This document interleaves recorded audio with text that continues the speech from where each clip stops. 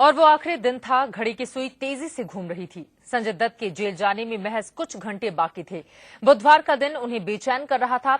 रह रहकर संजू बाबा की आंखें डबडबा जाती थी और उनका गला था वो भर जाता था। 15 मई को संजय दत्त ने क्या क्या किया। संजू बाबा ने बुधवार को फैसला कर लिया था कि वो पूरे दिन घर पर रहेंगे। आखिरी कुछ घंटे सिर्फ और सिर्फ परिवार को देंगे। सुबह उठकर उन्होंने जैसे ही चाय की चुस्की ली, उनकी आंखों में आंसू आ गए। पत्नी मान्यता ने उन्हें प्यार से समझाया,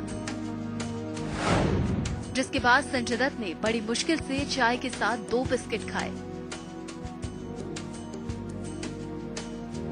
संजय परिवार के बीच बार बार भावुक हो रहे थे।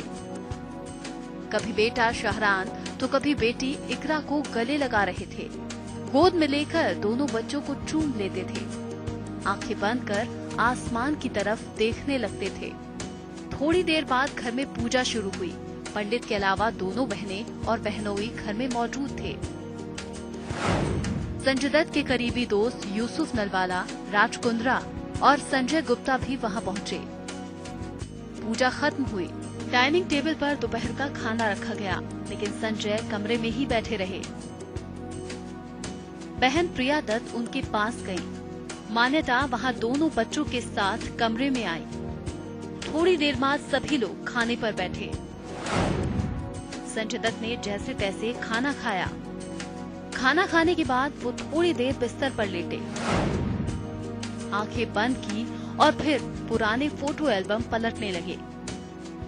तस्वीरों में पापा सुनील दत्त और मां नरगिस को देखकर संजय की आंखों से आंसू निकल गए।